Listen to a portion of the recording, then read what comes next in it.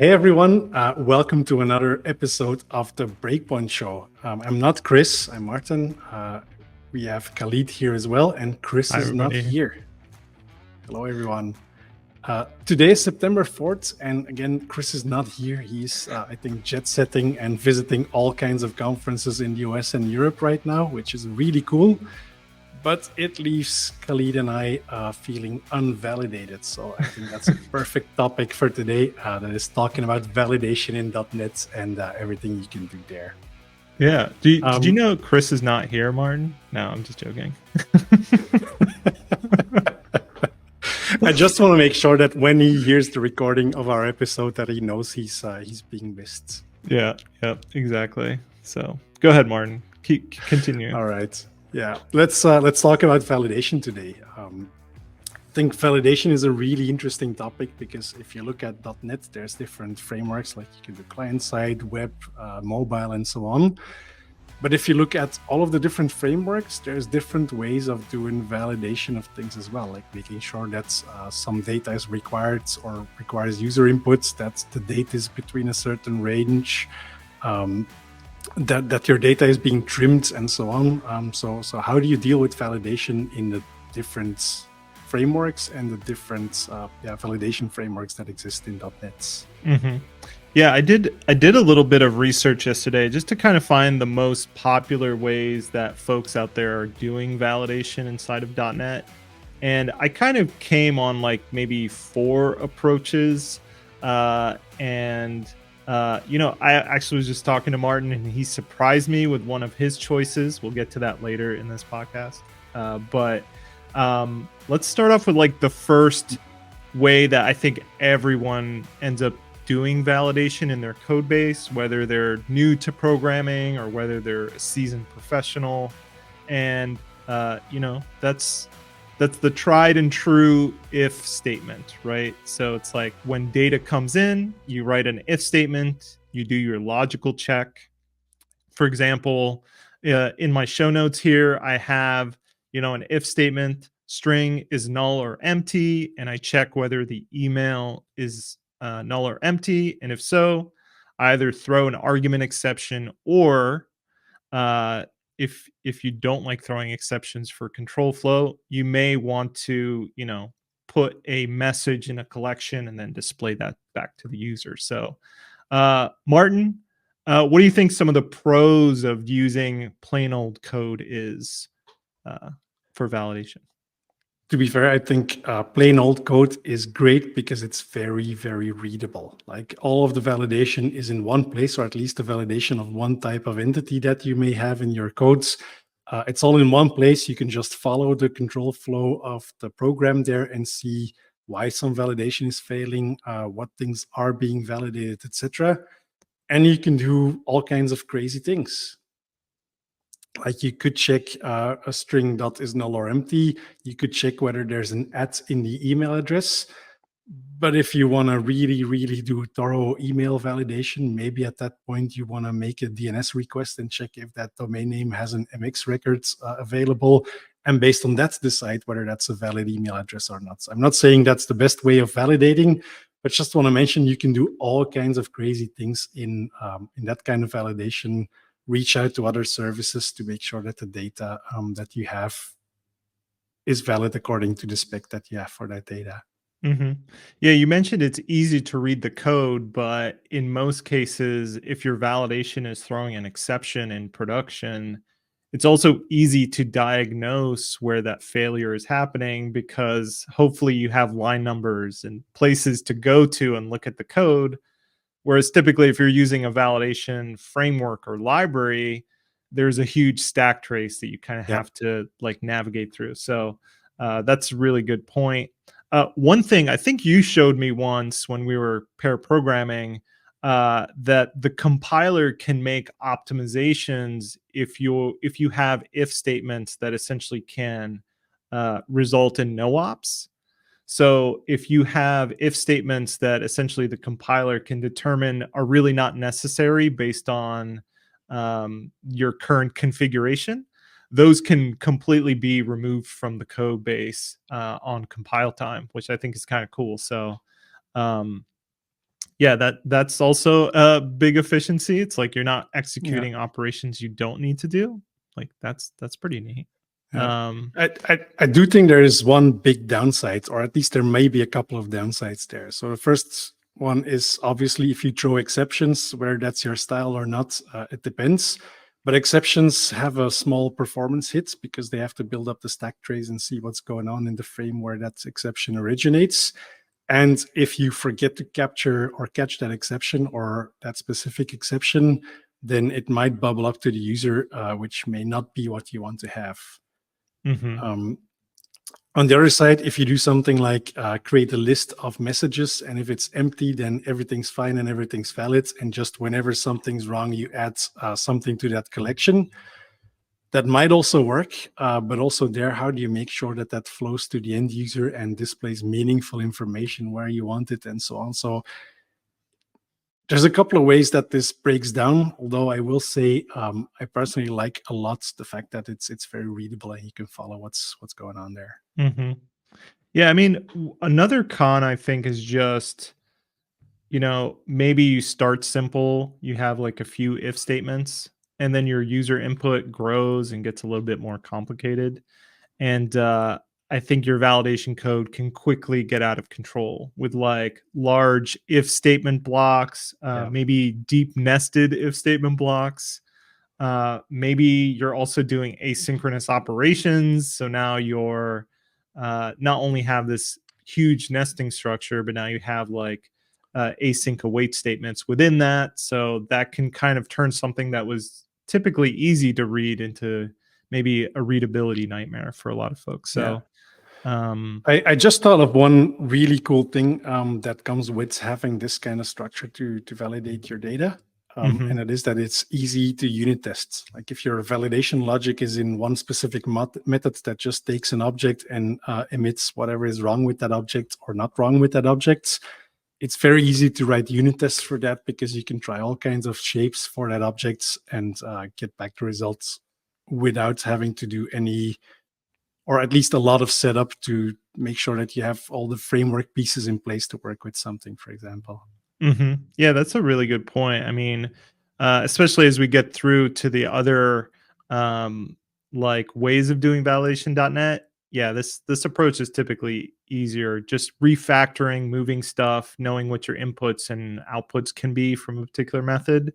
It is typically a lot easier to test from that perspective. So, I will say another con with this, though. I feel like um, you typically have to bring your own infrastructure and dependencies.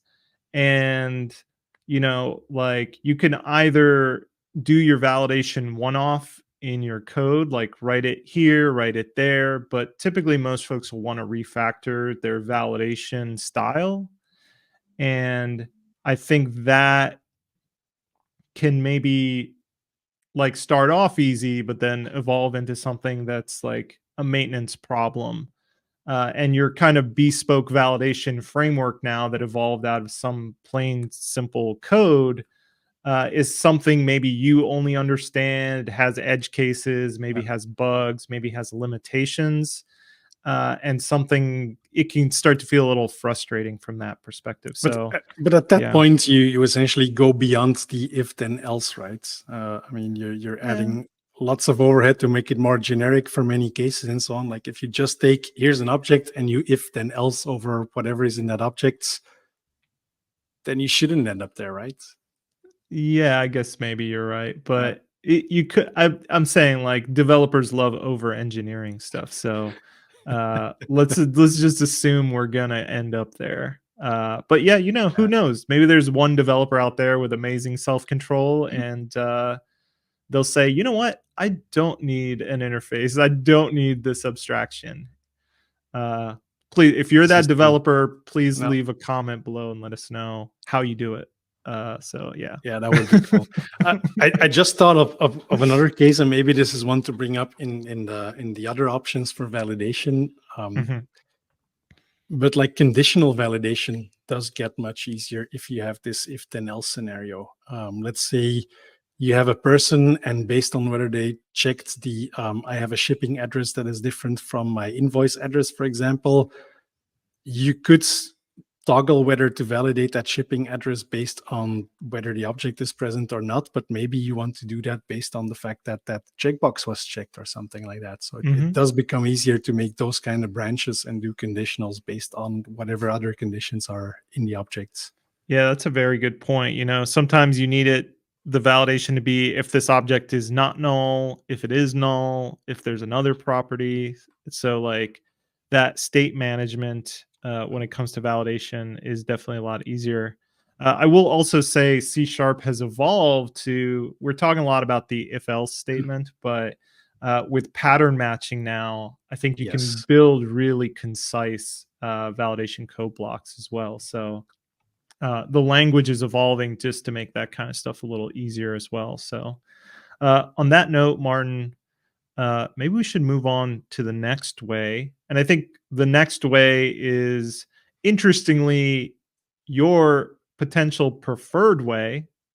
Let's talk about it. Let you introduce it since you're familiar with it. All right. Yeah.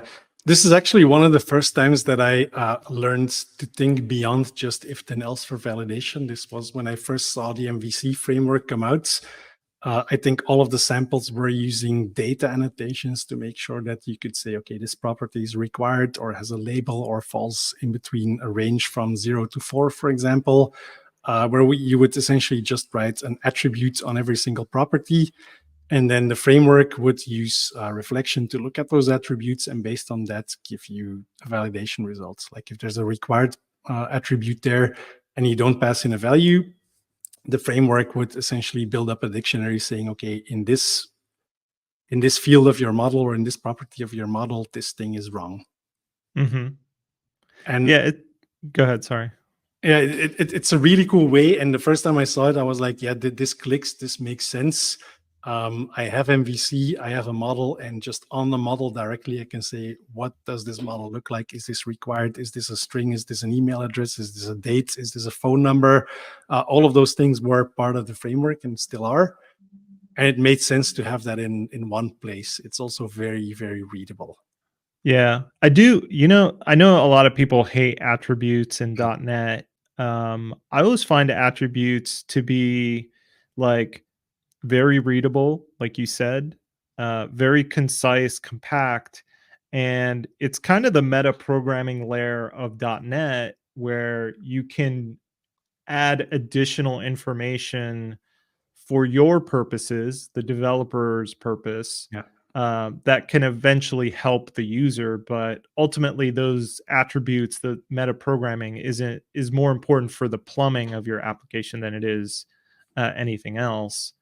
Um, but what's interesting about attributes, right? Like, especially the NuGet package is system.componentModel.annotations.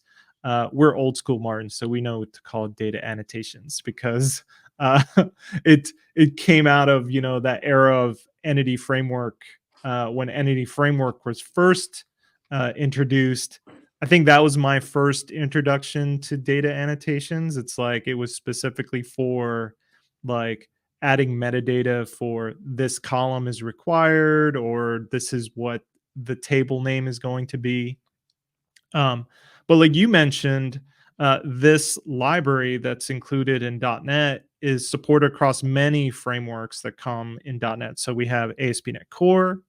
I saw Damien Edwards is currently using this for his mini validation Yep. library, which adds data annotation support for minimal APIs. So that's pretty brand new. I've seen it used in Maui, Entity Framework Core, and probably every other programming model inside of .NET. So yeah, it's pretty ubiquitous. Like, whatever you're doing, you could probably end up using this Yeah. for your stuff. So I do think it has a couple of downsides as well. Like it is very readable, but that is until you have lots of annotations in a specific model. So let's say you have a person class and you have a last name that is required and has to be a certain length and cannot exceed a certain length. you want to make sure that there's some data in there. So it has to be more than one character, maybe with a regular expression. Maybe you want to customize the messages that you're emitting there by also adding that into the attribute. It can add a lot of noise to your model classes as well. So if you're thinking about a class as a programmer and you just want to consume it and see what data is in there, then there's some mental and cognitive overheads in reading all of those annotations, I think. Yeah, Um, I totally agree. I think that the other problem though too is like in addition to noise, you're really tying your validation to that model. And like you said, you were talking about conditional validation earlier, like doing conditional validation or even like rule sets based on where is this object coming from, when is it being like for example, you may want a different validation rule set when the object is created versus when it's saved. And I think having attributes can kind of make that difficult sometimes to do that kind of yeah. logic, at least from my experience. I don't know about yours. This is very true, and it's actually the one that I have in speaker travel. Started off with data annotations there as well, and then you find out down the road that they are not sufficient, but also you don't want to revisit every single model class you have in there. So you start combining it with if then else and just adding stuff or removing stuff from the validation or the model state dictionary that you have in ASP.NET Core. Yeah, that model state library, the dictionary, like, oh man, all right. I'm getting PTSD just think about managing that model state dictionary. Uh, one interesting thing about data annotations, a lot of people may not know this about it, but it supports the service locator pattern. So, if for some reason your validators need additional services or stuff like that, you can kind of pump additional services and values so that the attributes can kind of use them. But that does require you to create a validation context. And typically, people aren't building those. Those are typically the validation contexts are built by something like ASP.NET Core or, maybe Entity Framework Core. So Yeah. you don't typically have access to that, but you can have access to it if you end up creating it yourself and calling the validator methods yourself as well. So I will say, go ahead, Martin. Go ahead. Yeah, I was just going to say it does add a lot of overhead if you want to do unit testing of your validations, for example. You have to make sure that all of the required classes and context and so on are in place, because otherwise there's just no way to test the things that you have there. Mm-hmm. Mm-hmm. Yeah. The one thing, speaking of unit test and like making sure stuff runs correctly, I've always found building your own attributes to just be a real pain in the butt, right? The library has evolved since I last really looked into it and tried to use it for production purposes. But I remember just trying to do like password confirms with the early versions of data annotations was really, really difficult, because attributes were validating on the property rather than validating on the state of the entire object. So trying to build your own attribute that also can look at the object and get another property's value to do a comparison all from within an attribute was really painful. I think they've since solved that problem. I think there's Yeah. attributes that can help you do that, but writing your own can be a real pain in the Yeah. butt. There is one thing I do want to touch upon, and that Yeah. is that data annotations have this fantastic thing, at least if you're into ASP.NET Core and so on, in Mhm. that the metadata that they expose to the framework is also being used to inject client-side validation there. So if you say this property is required, your HTML form is also automatically, if you enable it, is also automatically going to get client-side validation to make sure that that thing is indeed present before even sending it off to the server. Yeah. Works in a couple directions, I think, because it's fantastic to get that, but if you start customizing validations, it's really hard to flow it all through. And I do think that it's kind of a bummer that it's all still using jQuery and jQuery's validation framework. I mean, I still like jQuery. This is me admitting that I'm still a jQuery fan. But I can imagine if you're building more modern UIs and so on, you probably want something else there, or be able to plug something else in there. Yeah. We should let our audience know, maybe if they're just listening to us, we are geriatric millennials. So, Yes, this is true. yeah. I just said I love jQuery, so this is like, yeah, that guy is 40. Mm. So, this is an anecdote, but I used to work with somebody who was adamant they were going to get an Angular tattoo. And I said, I would pay for the Angular tattoo as long as you get a jQuery tattoo as well. And he's like, what? Nobody uses jQuery? I'm like, yeah, but who knows who's going to be using Angular and whenever, right? So, but anyways, it was a fun story. Uh, I will say, like data annotations relies heavily on reflection, right? Um, I think I think that can add a performance overhead. Like probably a lot of people don't notice it, but if you're using data annotations in mission critical paths or hot paths, that overhead of reflection can probably end up adding more pressure on your resources and stuff like that. So it's probably negligible compared to the other potentially bad things you're doing, but it's something to keep in mind, right? Uh, so, oh, This is I also do. true. Yeah, Although yeah. I'm interested in seeing where that all goes with the emergence of source generators that could potentially use those attributes to emit some additional source code that under the hood is just going to be if then else to do your validation.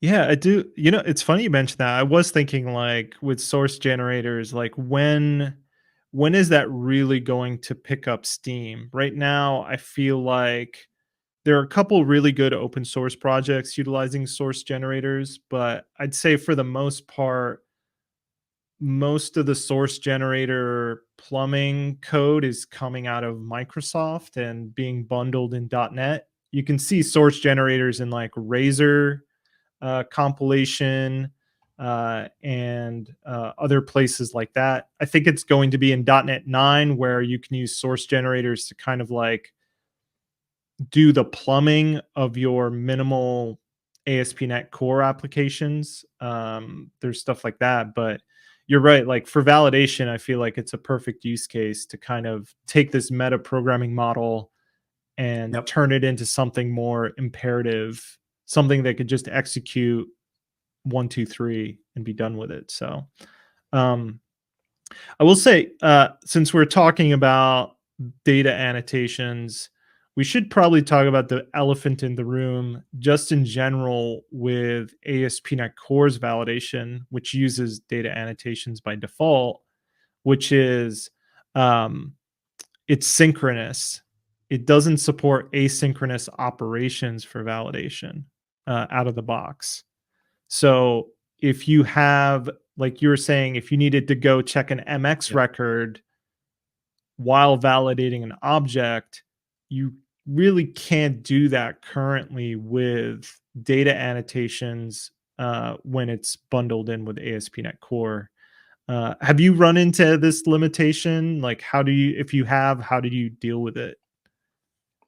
I think those kinds of validations, I'm trying to think if I have any of those things in there. I think there may be one, but that is one where it essentially comes down to doing the model dictionary validation first, everything that's in the framework, and then enriching the model state with an if then else that just checks whatever is needed. Hmm. Yeah, that is typically how people I'll say that this is how people cope with this problem online. A lot of people have been saying to me, like, no, you don't want to mix async and sync validation. But to me, it's like the logical single operation. I want to do it all together because that's the point of validation, right? You don't want to move on until you've validated everything. But the coping mechanism for this is basically like do all your synchronous operations. And then if you need async stuff, you do it outside of your validation Yep. model, which to me, I'm like, okay, but that feels like a workaround. It doesn't feel right. I don't know what your thoughts are. Do you think it's the Uh, right way? well, Have you convinced yourself?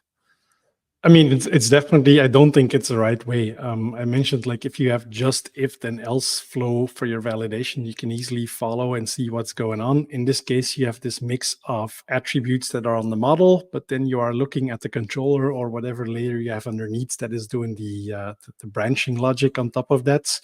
So it's a combination of two things. And if you want to see, okay, what's going on, what's being validated, it takes a while to puzzle all of that together.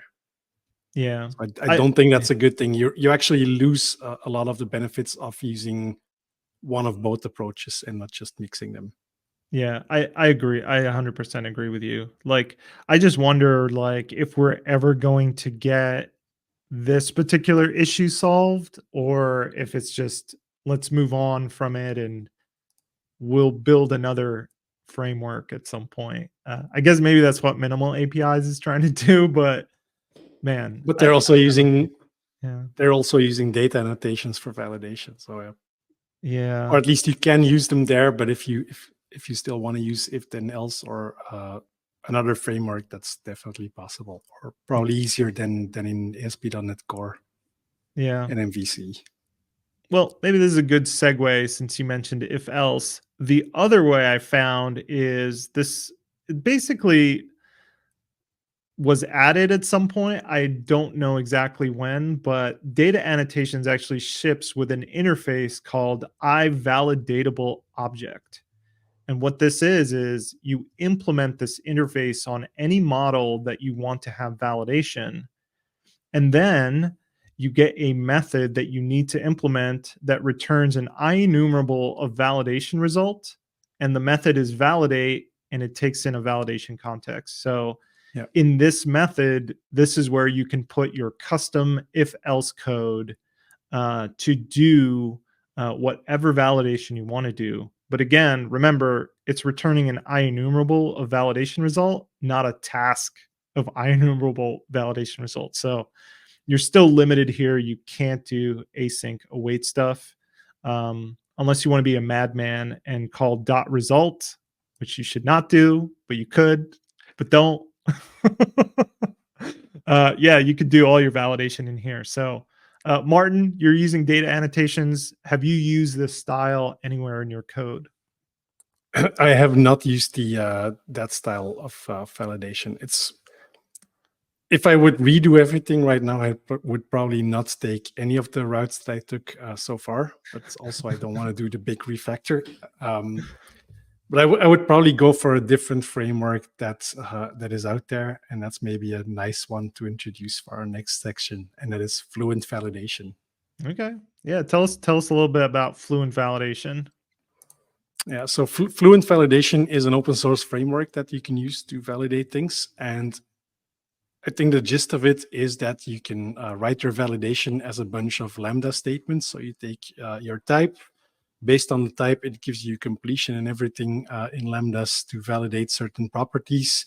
And there's this nice Fluent API that you can use to define whether something is required, should match a regular expression, should follow a certain pattern, and so on. And you can do branching in there. You can write custom validators and add custom validation logic. So it's really, really elaborate at what it does.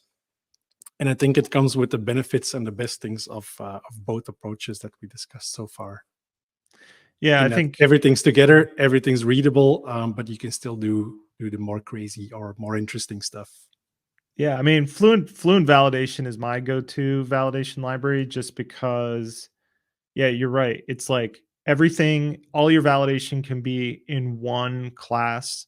Um, the the validator model that the author, let's give him a shout out, Jeremy Skinner, has written, also supports async stuff, but you there's just a caveat. If you're doing it in ASP.NET Core, you have to essentially like call the validation code yourself, so it's not called inside of ASP.NET Core's pipeline, but it does support async calls, which is really nice. And I think the nicest thing out of the box really is that there's just so many validations built into FluentValidations that you can kind of just lean on kind of the majority of validations that most of us Yeah. are going to run into. But it's extensible enough that you can do things like write your own validators, use regular expressions, that kind of stuff. So it's really powerful. I like it. I like it. Yeah. And like I said, it comes with all the benefits of if then else it's readable, you can do async and so on, but also everything can stay together if you wanted to. Hmm. If you want to validate a customer, you create a validator for a customer. You write all of the rules in that one class, and you say, okay, the name is required, the address is required, this cannot be null, there should be a valid credit card number, things like that, all built in, like you say, and it's in one place, and you can just follow and in one look or a couple of looks know what's going on or what's being validated. Yeah. You talked about rules, right? And we mentioned this earlier, but like rule sets is a big part of Fluent validation. So you can write one validator with multiple rule sets within that validator so that you can kind of switch how an object should be validated depending on context, which uh, definitely is super helpful. Again, like if you're, for example, let's say you have a service that people sign up for. Maybe you want to validate the first time you save that user that their username is unique. But every subsequent time, you don't need to do that check because you know they're already in the database. They've, you know, registered their username. It's unique to them. So having to do that validation again is kind of a waste of resources. You can create that rule set for that particular object, which I think is kind of neat. Yeah. Let's talk And about some of the Well, go ahead, Martin, and then we'll I get. was just going to say there's another really interesting thing I find with Fluent validation, and that is that you can also set the severity of some validations. Like Mhm. well, maybe you do, but I think most often you may not want to surface like, is this an error or just a warning to the user? But in your logic, in your application, after validation runs, you can check the validation results. And maybe in some cases, you can be okay with ignoring the warnings that are there, but maybe just logging them.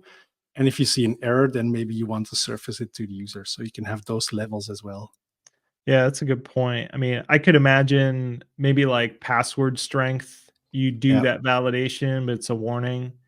Maybe you shouldn't use password 123, Martin, like for all your accounts. That Oh my god, I just gave away your How password. do you know this? How do you know this? uh, Let me but quickly go change my passwords. I'll be right back. Yeah. uh, there's that scene in Spaceballs. It's like, what's your suitcase password? It's like 1 2 3 4. Only an idiot would have that. It's like, hey, that's my password. It's like, anyways. uh, but yeah, the some of the cons with fluid validation, because it's not perfect. I think it's really good and it's gotten better over time, but there are still some potential edge cases that I think people need to know about. The async one is definitely a big one. That's not really Fluent Validation's fault. That's more just ASP.NET Core's pipeline needs addressing at some point here. But a potential problem is it relies heavily on lambdas and delegates. So that can kind of be expensive for allocations. If you can register the lifetime of your validators as singletons, so they're not constantly being created and allocated. But if you're doing user specific validation and you're pulling in services, you probably have to register your validators as scoped, and that can kind of add a little bit of allocation overhead. So just keep that in mind. Pay attention. Maybe there's a good plug, Martin, for tools like .memory and .trace. Uh, Always use those tools. Keep an eye on your resource allocation, and yeah, be sure you're not getting out of control there. So I like how the two guys who work at JetBrains hijacked this episode when Chris is not there. This is great. dude, he agreed to it. He agreed to it. He's not here. Remember, he's not here. uh, I will say, be prepared to write a lot of extension methods if you have complex validation inside Fluent Validation. I did mention there's a huge library inside the package of Fluent Validation, but if you're trying to do a lot of custom kind of validation, um, you should be familiar with how to write extension methods, what the interfaces you want to extend are, what the return types are. And I think that can be a little daunting for some folks. It's like, oh man, this is a lot to deal with. And then, yeah, I guess those are kind of the drawbacks that I found with Fluent Validation. You mentioned this earlier, Martin, about the easy readability and discoverability of where exceptions come from. Since Fluent Validation is going to like be calling delegates, sometimes if you're throwing exceptions or exceptions happen in your validation pipeline, the stack trace can maybe feel a little gnarly to kind of go through compared to other kind of code Yeah, bases. this is true. Yeah. So, but that's the async await lifestyle that we all live now. The gnarly exceptions. Although I think in .NET 9 they are definitely, I think they're addressing that, but we'll They're see. addressing some of that. Yeah. I'm Yeah. looking forward to play with that because sometimes if you use a lot of lambdas, and this is outside of the scope of validation, but sometimes it becomes hard to track down where something comes from. Yeah. Yeah. I'm hoping a lot more tooling when it comes to like things like open telemetry and the stack traces and stuff like that. Cause again, I think just in general, modern development as it goes more distributed, more complex, it's like we need to understand why things happen and where they happen and when, like all those things. So I'm hoping more investment Yep. goes into those paths. So on that note, those are kind of the big ways to do validation currently inside of .NET. But if you folks watching or listening know of any other validation approaches, yeah, let us know in the comments. Yeah, hit us up on social media. Say, hey, you missed this one, or I really like this approach, or I've even written a custom validation library that That would you be forgot to mention. fantastic to see, by the way. Yeah, I always love seeing things that the community is building. So if you have your own custom validation framework and it's out there, do give us a shout out because at least I love reading those things and I think we all do. yep, yep. So on that note, Martin, let's wind this down. This was, I think, a good Let's episode. And Yeah, let's yeah, wind this one down. yep. We've looked at a number of validation frameworks and approaches that are there. If you like this discussion, please give us a thumbs up on whatever platform you are using to subscribe to our news or to our podcasts. If you're watching this on YouTube and there's a way to subscribe and you haven't yet, and you really, really like this, do subscribe to our channel as well. And like Khalid mentioned earlier, if you have any thoughts, feedback, remarks, hit us up in the comments. Thank you and see you next time. Bye, everybody. Bye. Bye.